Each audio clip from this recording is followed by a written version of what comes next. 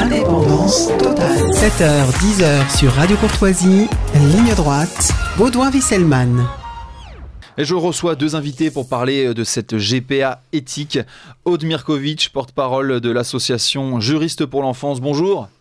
Bonjour. Et Ludovine Delarochère, présidente du syndicat de la famille. Bonjour, merci d'être avec nous. Bonjour Baudouin. Alors Clément Beaune, ministre des Transports, s'est déclaré favorable à la GPA dans une interview publiée dans l'Obs le 30 août dernier. Alors deux arguments dans ses propos. Des enfants souffrent, beaucoup de familles dysfonctionnelles et un grand nombre de couples souffrent de ne pas avoir d'enfants. Et deuxième argument, même si la GPA n'est pas autorisée en France en pratique, les Français peuvent quand même y avoir recours, mais seulement les plus riches, donc ils jugent que ce serait plus juste et plus protecteur que la France ait ses propres règles et législations. Alors, peut-on voir dans cette déclaration une sorte de test pour prendre en quelque sorte la température sur la question de la GPA, Ludovine Delarochère ? Alors, je pense tout simplement qu'il avait un objectif politicien. Il vise en particulier la mairie de Paris, les prochaines municipales. Et on constate aussi, donc là je réponds un peu sur un plan politique, on constate aussi que les poulains d'Emmanuel Macron préparent l'après-Macron. Et chacun prend ses aises avec des sujets qui leur sont propres, suivant leur sensibilité. Alors ce qui est extraordinaire, c'est que Clément Beaune nous dit j'ai évolué, j'ai changé d'avis sur la GPA. Quand on relit son parcours, on comprend que probablement il a toujours été parfaitement favorable. Et il nous sort les éléments de langage type classiques qu'on connaît depuis des années et qui sont évidemment qui ne sont pas des arguments. Tout ça est d'une faiblesse désastreuse, surtout face à l'exploitation des femmes et au trafic international d'enfants. En vérité, oui, il est exact qu'il y a des Français qui vont à l'étranger. C'est un vide juridique. C'est absolument désastreux puisque la loi est insuffisante. On devrait interdire aux Français de recourir à la GPA, y compris à l'étranger, ce qui au passage éviterait que des entreprises de GPA, des agences de GPA, viennent démarcher des Français sur notre sol, comme cela a eu lieu le week-end dernier avec le salon Désir d'enfants, qui est un salon de commerce procréatif, un salon de commerce d'enfants. C'est un scandale incroyable. Aude Mirkovic, qu'est-ce que vous pensez de cet argument assez habituel ? Ça se fait, de toute façon, on n'a pas le choix, ça existe à l'étranger. En effet, comme vous le disiez, Ludovine Delarochère, il y a des enfants qui naissent de GPA à l'étranger, qui reviennent, quand ils reviennent en France, quand ils arrivent en France du coup, vu qu'ils viennent de naître, il faut leur faire un état civil. C'est un argument classique. Comment décrypter cet argument ? Alors là, il y a deux choses. Parce que d'abord, il y a la question que il est possible d'aller se procurer des enfants par GPA à l'étranger. Et il y a un tas de choses qu'on peut obtenir de façon légale, entre guillemets, quelque part à l'étranger. Hein, on peut se trouver des organes aussi, on peut trouver de la drogue, on peut trouver des armes, on peut trouver des prostituées mineures. Est-ce que c'est une raison pour légaliser tout ça en France ? C'est comme si on disait, il y a des riches qui peuvent faire du mal, il faut permettre aux pauvres de le faire aussi. C'est absurde et c'est une démission surtout politique. Parce qu'ensuite, le deuxième aspect, c'est de dire il y a des enfants qui naissent de GPA à l'étranger. Quand ils arrivent en France, il faut bien s'occuper d'eux, mais tout le monde est d'accord là-dessus. Mais le fait de prendre soin des enfants nés de la GPA n'est absolument pas incompatible avec le fait de lutter contre la GPA. Au contraire, le soin des enfants l'exige. Et quand on parle de régulariser la situation des enfants nés de GPA, en réalité, on régularise la situation des commanditaires. Parce que, en ce qui concerne l'enfant, les préjudices qu'il a subis, et en particulier, d'un point de vue juridique, l'atteinte à sa filiation, en fait, c'est la méconnaissance de ses droits qui est régularisée. Donc, l'intérêt de l'enfant est invoqué comme prétexte, mais l'intérêt de l'enfant exige que les politiques, que le pouvoir politique combatte la GPA, parce que la GPA est contraire à l'intérêt de l'enfant. Et Aude, j'ajouterais même que les enfants concernés ne devraient même pas pouvoir arriver sur le sol français, ça fait partie du scandale. En réalité, ces enfants qui sont nés à l'étranger ont des commanditaires, ce ne sont pas des parents, qui, ce que Manuel Valls reconnaissait lui-même quand même, on pourrait développer aussi, mais bon, leurs parents, leurs commanditaires obtiennent des papiers des consulats pour ramener l'enfant chez eux, ce qui n'est pas conforme au droit français, puisque le droit français considère que les effets des contrats de GPA sont nuls et non avenus, et on ne devrait pas obtempérer à ces demandes de documents pour revenir à l'étranger. Et on peut estimer, on peut penser, c'est d'ailleurs la politique de l'Italie, on peut penser que si ces commanditaires ne parvenaient pas à faire arriver ces enfants sur le sol français, eh bien, il y aurait moins de GPA, probablement beaucoup moins, et cela tarirait ce commerce. Alors après, il faudrait des mesures proactives, mais depuis quelques années, ces laissez-passer sont délivrés et c'est tout à fait scandaleux. Il y a quelques années, rappelez-vous, il y avait encore régulièrement des parents des commanditaires, qui en appelaient aux médias français, qui disaient « je ne peux pas rentrer avec l'enfant dans mon propre pays, c'est un scandale ». Ils en appelaient aux médias parce qu'il y a quelques années, les consulats ne laissaient pas rentrer ou ne laissaient pas venir ces enfants. Et le seul moyen de cesser ce commerce, c'est d'être très sévère, très ferme. Et il y a des couples qui attendent des bébés, qui attendent d'adopter des bébés, quelquefois des années. C'est aussi très douloureux. Eh bien, ces enfants, je pense pour ma part, devraient être confiés à l'adoption. Et ça mettrait quand même largement un obstacle et un frein à cette pratique. Or, au contraire, on laisse tout faire et en fait, on tolère. Merci Ludovine de la Rochère. On va y revenir dans un instant. Il est presque 8h, le moment de faire un point sur l'actualité avec Adèle Rosner. Ligne droite, le témoin a dit la vérité, il doit être exécuté. la table ronde. Alors on a déjà beaucoup parlé de cette GPA, il faut peut-être rappeler que c'est la gestation pour autrui, donc c'est la gestation avec une mère porteuse. Aude Mirkovic, est-ce que vous pouvez revenir rapidement en fait sur le processus? Comment les commanditaires, par où ça commence pour commander un enfant, parce que c'est ça, vu qu'il y a une somme qui est déboursée, et jusqu'à la livraison, désolé du terme, de l'enfant. Alors le principe de la gestation pour autrui, il est très simple, c'est un ou plusieurs commanditaires qui demandent à une femme de porter un enfant pour eux qu'elle s'engage à leur remettre à la naissance. Voilà, donc à partir de ça c'est vraiment le cœur de la pratique. À partir de là, vous avez différentes modalités qui sont possibles, parce que d'où vient l'enfant? Le plus souvent aujourd'hui, l'enfant a été conçu en laboratoire, in vitro, à partir d'ovocytes et de sperme, soit du ou des commanditaires, soit de vendeurs, soit de donneurs parfois. Ou alors, donc l'enfant conçu in vitro ensuite est transféré dans l'utérus de la mère porteuse, qui va donc mener la grossesse et le remettre ensuite au commanditaire.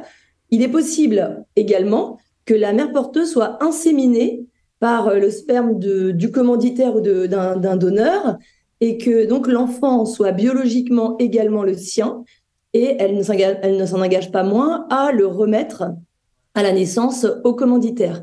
Voilà, et donc ça, c'est le process. Ensuite, pour mettre en contact des clients avec des mères porteuses, eh bien, il y a toute une nébuleuse commerciale qui tourne autour de cet arrangement, donc des agences internationales qui vont chercher des clients dans des pays en général plutôt aisés et riches, et qui les accompagnent dans leur démarche pour aller ensuite se payer une mère porteuse, le plus souvent dans des pays où les femmes sont dans la misère, et pas toujours. Il y a des États aux États-Unis qui légalisent la GPA. Alors, quelles sont les femmes qui sont recrutées pour être mère porteuse? Bien sûr, ce ne sont pas les femmes aisées des États-Unis, mais enfin, selon les pays dans lesquels se déroule la pratique, les modalités concrètes vont être diverses et variées, mais enfin, le principe est toujours le même. C'est un commanditaire qui commande un enfant à une femme qui s'engage à le porter et à le lui remettre, le plus souvent moyennant finance. Alors, je suis allé chercher sur Internet parce que je voulais bénéficier d'une gestation pour autrui. C'est une plaisanterie, mais j'ai tapé GPA éthique et on va en discuter tout de suite sur Google. Et plus que d'habitude, j'ai eu 4 résultats sponsorisés par Google avec 4 sites Internet: novelfamily.com, maternitésubstitution.com, surrogacyfr.com, mèreporteusesante.fr. Alors, c'est un commerce qui a pignon sur rue, Ludovine de la Rochère. Alors théoriquement, Google France ne devrait pas accepter de diffuser des publicités pour des agences de gestation pour autrui. Et il me semble d'ailleurs que c'est Juristes pour l'enfance qui avait attaqué Google France et qui avait gagné, mais Aude nous en dira plus dans quelques instants. En tout cas, oui, c'est tout à fait un commerce.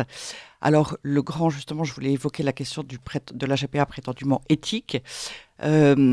Le grand argument des personnes qui sont favorables à la GPA, c'est de dire « Ah mais non, pas la GPA commerciale, non, la GPA éthique ». Alors évidemment, d'abord, c'est un oxymore, exploiter une femme et acheter un enfant et faire commerce de cela, ou être intermédiaire pour de tels arrangements, c'est de toute façon absolument contraire à l'éthique. J'ajoute que quand on prétend encadrer la GPA, légaliser, comme le demande M. Beaune, une GPA éthique, ça revient bien à légaliser le principe de la GPA. Et encore une fois, quelles que soient les modalités, ça ne peut pas être éthique. Alors certains, pour être plus précis, certains disent « Ah, mais la mère porteuse, on ne la paye pas, comme ça c'est éthique, comme ça c'est pas commercial ». Mais c'est d'une certaine manière, d'ailleurs, c'est un comble. La mère porteuse ne serait pas rémunérée dans ce cas-là, et les biologistes, les médecins, les assureurs, les financiers, les avocats, les intermédiaires, eux seraient rémunérés. Donc tout le monde gagnerait de l'argent sur le dos de la femme qui, elle, est au cœur, évidemment, au cœur de ce processus. Et parce qu'elle est femme et parce qu'elle peut être mère, est donc réduite à ce statut d'incubatrice. J'ai même entendu une commerciale en la matière qui répondait à un faux client dans une caméra cachée, dans un enregistrement que nous avons fait de cet entretien. Elle disait « Mais non, mais la mère porteuse, vous préoccupez pas d'elle, de toute façon c'est un four ». Elle employait le terme de four. Et donc, la GPA, de toute façon, quelles que soient ses formes, quelles que soient ses modalités, n'est que dans l'utilisation de la femme pour produire un ou des enfants pour des tiers. Et les conditions de vie de ces femmes sont terribles. Par exemple, comme aujourd'hui, par cynisme, pour éviter que les mères porteuses ne disent à la fin de la grossesse « Finalement, je le garde, c'est mon enfant », eh bien, la plupart du temps, cet enfant, il est conçu avec les ovocytes d'une autre femme. Il y a aussi d'ailleurs un commerce des gamètes qui va avec. Pour dissuader en quelque sorte d'avoir pour qu'elle ait moins d'arguments et ça permet de lui faire croire que cet enfant n'est pas le sien. Et qu'est-ce que je voulais vous dire? Et donc sur le côté donc il n'y a pas de lien génétique. Enfin, il n'y a pas de lien génétique entre l'enfant et la mère, ce qui fait que il y a un risque de rejet très important de l'enfant au cours de la grossesse. Donc ces femmes, par exemple, elles subissent des injections d'hormones massives tous les jours pendant la grossesse, avec des risques sur leur santé, des risques pour la santé de l'enfant, et ce sont des grossesses à très haut risque. Il y a des études américaines qui le montrent très bien. Et donc, vous voyez, dans la GPA, encore une fois, tous les aspects de la GPA, et pour la femme et pour l'enfant, et même pour l'homme, parce que ça conduit aussi au commerce de sperme, est absolument contraire à la dignité humaine. Alors, Aude Mirkovitch, tout à l'heure, vous avez parlé d'atteinte à la filiation. Qu'est-ce qu'elle est? C'est le fait de manipuler un peu la génitrice, le donneur de sperme ou même la donneuse d'ovules. C'est un peu cet embryolo. Bah oui, c'est ça, c'est-à-dire que le principe de la GPA, c'est que l'enfant sera séparé à la naissance de sa mère de naissance. Alors, donc, il est privé objectivement de sa mère de naissance. Donc, les promoteurs de la GPA diront « Mais non, pas du tout. La mère porteuse, ce n'est pas la mère de l'enfant. » Bon, très bien. Alors, qui est la mère? Et en réalité, en raison du processus, le processus fait éclater le statut de mère et le répartit les différents aspects de la maternité entre plusieurs femmes. Vous avez une fournisseuse, en général, qui peut être une vendeuse, parce que c'est les donneuses d'ovocytes, là, je ne pense pas qu'elles existent. Donc, vous avez la femme qui a fourni l'ovocyte, qui est liée génétiquement à l'enfant. Vous avez la femme qui a diligenté le processus, la commanditaire, qu'on appelle la mère d'intention. Et vous avez la femme qui porte l'enfant, qu'on appelle la gestatrice. Et donc, si la mère porteuse n'est pas la mère, pourquoi pas? Mais alors, qui est la mère? Et en fait, on prive l'enfant de la possibilité de répondre à cette question qui est pourtant très simple et qui est première dans la vie de quelqu'un, c'est qui est ma mère? Et lorsque la GPA est commandée par un homme ou deux ou trois, eh bien là, il y a carrément plus de mère du tout. Donc, il y a un bricolage autour de la filiation de l'enfant, c'est le principe du contrat de GPA. Des commanditaires conviennent avec la femme, avec la mère porteuse, en gros, de la filiation de l'enfant. C'est le résultat du contrat. Et évidemment, les gens qui recourent à la GPA n'ont pas l'impression de faire du mal à l'enfant parce que eux, ils se pensent comme des parents, super parents, et ils pensent que l'amour qu'ils ont à donner à l'enfant va tout réparer. Mais ça n'est pas vrai. En matière de filiation, l'amour ne remplace pas le lien de filiation. On peut beaucoup aimer un enfant. C'est pas pour ça que ça justifie de le priver de sa filiation d'origine. De la même manière que le fait de promettre une prothèse à quelqu'un, même une prothèse de luxe, ça ne justifiera jamais de le priver de son bras ou de sa jambe. Voilà, donc dans la GPA, l'enfant, la filiation de l'enfant est déjà embrouillée de telle manière que la privation passe plus inaperçue, mais la privation de la filiation de l'enfant n'en est pas moins réelle. Voilà, où il y a bel et bien objectivement une atteinte à la filiation de l'enfant.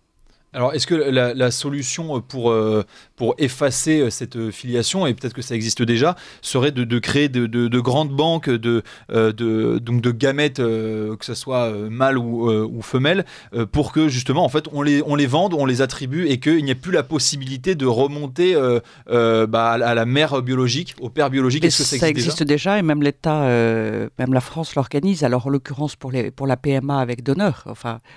oui, pour la PMA avec tiers donneur, alors parfois pour des couples hommes-femmes, ça fait longtemps que c'est autorisé.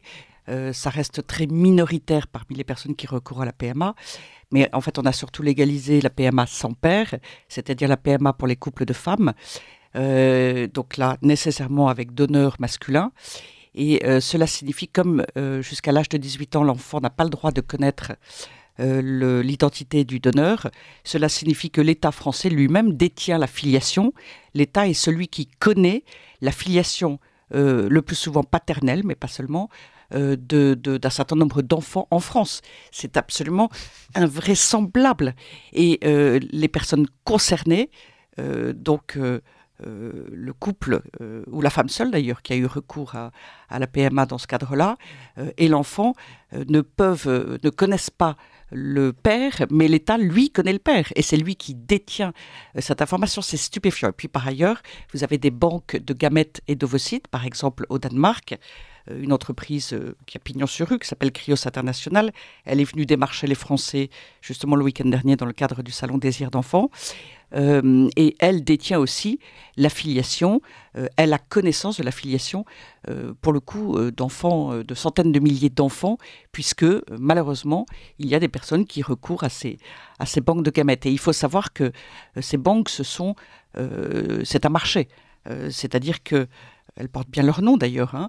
C'est un marché, l'achat de gamètes masculins ou féminins. C'est tout un catalogue de tarifs suivant les caractéristiques du fournisseur ou de la fournisseur, je ne sais pas comment dire. Alors, est-ce qu'il est de quelle ethnie est-il, de quelle ethnie, de quelle origine, la couleur de ses cheveux, la couleur de ses yeux, les études, le parcours, l'état de santé, QI, test psychologique. Eh bien, tout cela va déterminer un tarif différent pour l'achat des gamètes. Et je vais vous donner un exemple. Les gamètes de personnes de couleur sont beaucoup plus chères que les gamètes de personnes blanches parce que les Africains, d'une manière générale, sont extrêmement réticents à l'idée de fournir leurs gamètes. Et du côté de l'Asie, les Chinois, par exemple, c'est encore beaucoup plus cher parce qu'ils sont encore plus rares à l'accepter. En fait, c'est un marché, c'est une bourse. Et alors, ce qui est terrible, c'est qu'on peut déjà entrevoir le fait que maintenant que la PMA est possible, c'est-à-dire que on peut choisir donc des gamètes masculines.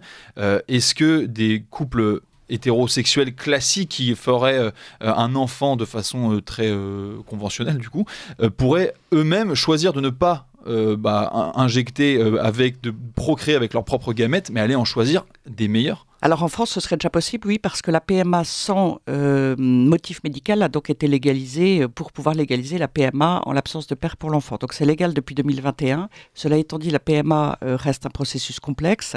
Il y a une attente tout à fait très longue. On peut penser qu'aujourd'hui, les couples hommes-femmes qui peuvent concevoir naturellement ne recourent pas à la PMA. Encore que. si c'est un couple qui est fertile, qui ne souffre pas d'infertilité, il suffit en vérité juste d'une insémination de gamètes. Il n'y a pas besoin du processus de fécondation in vitro. Et est-ce qu'il y a des pays où justement il n'y a pas cette entrave de l'infécondité, de l'infertilité, et que du coup on peut directement aller sur ce marché? Oui, bien sûr, mais le processus... C'est une situation qui pourrait arriver. Bien sûr, mais a priori, oui, il y a eu des tentatives il y a quelques années. Il y avait eu la création aux États-Unis d'une banque de gamètes de prix Nobel. Cette banque de gamètes, elle a duré quelques années. En fait, elle a été un échec, c'est-à-dire qu'elle a conduit à la naissance d'enfants.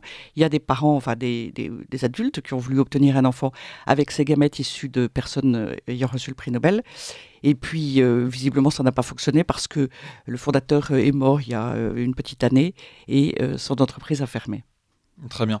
Audimir Kovic, on imagine au long de cette discussion toute la complexité juridique que tout cela impliquerait. Et déjà, est-ce qu'on peut rappeler ce que contiennent les contrats en termes d'indemnisation si jamais la mère porteuse, puisque l'avortement est un droit, décide au cours de cette gestation d'avorter d'un enfant fabriqué à partir de gamètes différentes, tout un processus. C'est un enfer juridique, j'imagine? Alors, en fait, je ne peux pas dire les contrats de GPA comportent telle clause, parce qu'il y a de nombreux contrats, ils sont différents, d'autant plus que les agences de GPA vous proposent des offres à différents prix. Donc, il y a les offres low cost, et puis il y a les offres moyennes, et puis il y a les offres premium.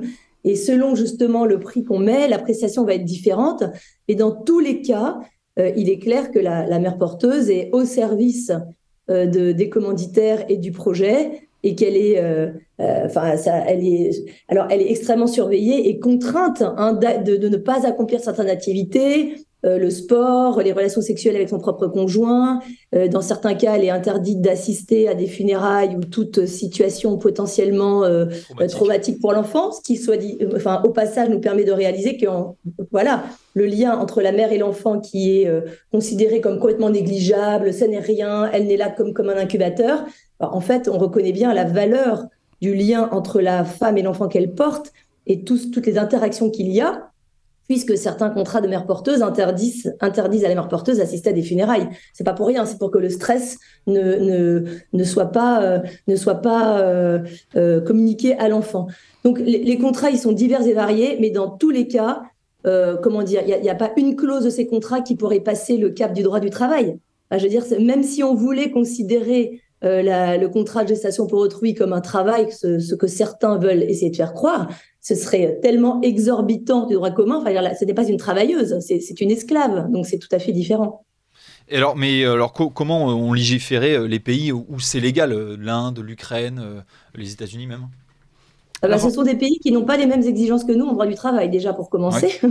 et puis en plus, il faut reconnaître que ces contrats, vous savez, tant que personne ne se plaint, tant que personne n'agit, vous avez la méconnaissance des droits des uns et des autres qui s'opère. Mais un jour ou l'autre, ça prendra fin tout ça.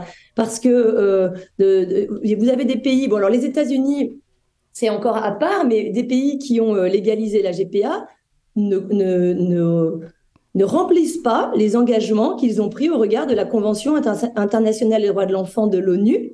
Et un jour ou l'autre, cette violation des droits des enfants sera indemnisée et sera reconnue. Et les têtes tomberont à ce moment-là. Mais ceci dit, c'est pareil pour la France, qui a légalisé la PMA sans père, au mépris de la Convention internationale des droits de l'enfant qui pose le droit pour tout enfant, dans la mesure du possible, de connaître ses parents et être élevé par eux. On peut couper les cheveux en 4, en 8, en 10. Parmi les parents, il y a le père quand même. Donc le fait de priver l'enfant délibérément de sa lignée paternelle, c'est contraire à nos engagements internationaux. Pour se dire, mais comment est-ce que c'est possible en France ? Eh bien, c'est possible en raison d'une indifférence de la justice à l'égard de la violation du droit, mais ça n'aura qu'un temps. Et un jour ou l'autre, la justice reprendra ses droits. Nous essayons de faire en sorte que ce soit le plus vite possible, parce que de dégâts, de souffrances et de malheurs entre-temps. Alors le 3 mars 2023, vous avez participé à la déclaration de Casablanca signée par 100 experts pour demander l'abolition universelle de la gestation pour autrui. Vous avez participé, vous avez signé. Dans quel pays il y a une prise de conscience sur la GPA comme ça qui a mené à une abolition universelle, à une demande d'abolition ?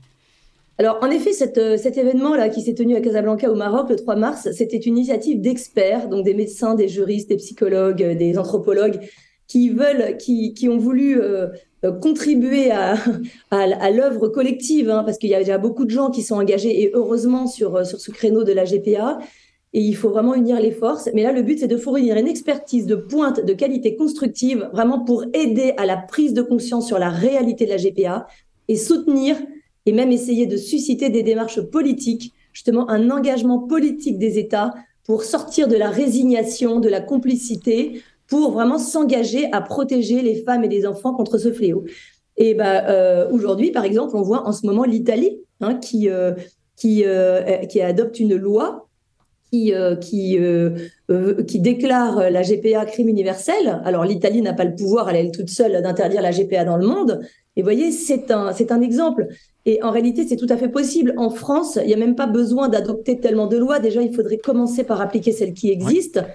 Ce qui manque, c'est la volonté politique. Parce que d'un point de vue juridique, il n'y a non seulement aucun obstacle à abolir la GPA, mais même tout le droit déjà plaide pour l'éradication de la GPA. Si les droits internes et si le droit international était appliqué, déjà, tous les marchands de la GPA seraient tous en prison, pour commencer. Donc, il y a des démarches politiques qui peuvent être initiées. Et entre nous, c'est le travail des experts et des politiques, mais de tout le monde. Tous les électeurs peuvent motiver leurs élus justement pour s'engager dans cette démarche. Oui, et dans quel pays il y a une prise de conscience ? Est-ce que des pays qui ont beaucoup pratiqué la GPA y reviennent ? Alors, là, je vais peut-être laisser parler Ludovine, parce qu'à mon avis, elle connaît mieux très bien le sujet. Vous voyez, par exemple, le scandale de la Grèce, que nous venons de connaître, est tout à fait révélateur. C'est que la Grèce a légalisé la gestation pour autrui, et le résultat, c'est qu'aujourd'hui, les principaux responsables de la plus grande clinique de GPA sont derrière les barreaux. Parce que, alors, est-ce que ça va provoquer en Grèce une prise de conscience et la fin de cette législation ? Je l'espère. En tout cas, ce serait vraiment une opportunité politique sans précédent. Qu'est-ce qui les a conduits en prison, précisément ? Alors en fait, le trafic en tant que tel d'enfants a été mis en évidence, le commerce, parce qu'en fait, en général, il donne des formes un peu plus plaisantes, je mets des gros guillemets à plaisantes, à cette activité, mais encore une fois, dont le principe est toujours le même. En fait, la Grèce, comme la plupart des pays qui ont légalisé la GPA, officiellement, ça n'est légalisé toujours que sous la forme éthique. Il n'y a pas de pays qui disent on légalise la GPA commerciale. L'Ukraine, par exemple, qui est très connue pour son trafic de GPA, c'est dans les textes de loi, c'est théoriquement éthique, mais en fait, c'est vraiment une activité commerciale. Et dans les pays qui ont pris conscience de ce que cela pouvait engendrer, il y a l'Inde qui a désormais fermé ses portes aux couples qui ne sont pas indiens pour ce qui concerne la gestation pour autrui. La Thaïlande a fait de même. La Russie s'apprête à faire de même. Donc, vous voyez, des pays très importants et qui sont à l'origine d'un très grand nombre de GPA, donc de femmes exploitées et d'enfants achetés. Sauf qu'en vérité, il n'est pas suffisant, loin s'en faut, de mettre un cadre certes beaucoup plus restreint sur la GPA. Ça n'est pas suffisant puisque dès lors que le principe de la GPA reste validé, eh bien, il est pratiqué. La Thaïlande, d'ailleurs, nous avons mené une enquête et nous avons fait un documentaire avec les meilleures intentions. Enquête qui a été faite en Thaïlande. La Thaïlande a réduit considérablement l'accès à la GPA et puis ils se sont rendus compte, et nous l'avions montré au cours de notre enquête, ils se sont rendus compte que, en vérité, la GPA commerciale en tant que telle continuait sur le territoire thaï et de manière très importante, et y compris avec des clients étrangers. Comme la gestation pour autrui est un trafic, ces trafiquants s'arrangent avec les lois, contournent les lois, passent d'un pays à l'autre. D'ailleurs, c'est aussi une forme de traite humaine, puisque les mères porteuses sont déplacées, elles sont inséminées dans un pays, et puis elles vont revenir chez elles quelque temps, et puis changer de pays pour la fin de la grossesse et pour accoucher. Donc, comme le disait Aude, la gestation pour autrui, elle est contraire à la Convention des droits de l'enfant, internationale des droits de l'enfant, mais elle est contraire aussi à tout ce qui concerne les conventions sur la traite humaine. Elle est contraire aux conventions de lutte contre les violences faites aux femmes. Elle est tout à fait, elle est complètement non conforme au droit international. Mais un certain nombre de responsables d'institutions internationales regardent ailleurs. Alors il y a par exemple l'ONU, le syndicat de la famille est organisme consultatif à l'ONU, nous y intervenons souvent, l'ONU ferme les yeux. Alors l'ONU n'ose pas valider la GPA, mais l'ONU ne veut pas condamner la gestation pour autrui parce qu'il y a une pression. La revendication de la GPA, elle est portée par les associations LGBT et l'ONU, face aux associations LGBT, s'incline. Il y a la conférence de l'Haye, qui est une institution internationale de droit privé, qui compte 90 États membres. Cette institution, depuis des années, elle a mis en place un groupe de travail dont l'objectif est de reconnaître la filiation des enfants nés de gestation pour autrui, c'est-à-dire de reconnaître le principe. Et la France fait partie de ce groupe de travail. Et de son côté, l'Union européenne envisage, pousse, veut adopter un certificat européen de filiation qui permettrait pour un enfant, par exemple, né de GPA au Portugal, qui a reconnu, ou c'est légal, qui a reconnu sa filiation, et bien que cette filiation s'impose à tous les États membres. Ça reviendrait à une reconnaissance de fait de la GPA. Voilà, le syndicat de la famille a publié un livre blanc qui est disponible avec toutes ces informations sur ce trafic, le chiffre d'affaires, les échanges internationaux, les différentes législations, bref, tout ce qui concerne de manière factuelle ce qui n'est rien d'autre qu'un trafic international d'êtres humains. Merci beaucoup Ludovine de la Rochère d'avoir été avec nous en studio. Merci à vous aussi Aude Mirkovic, vous êtes porte-parole de l'association Juristes pour l'enfance.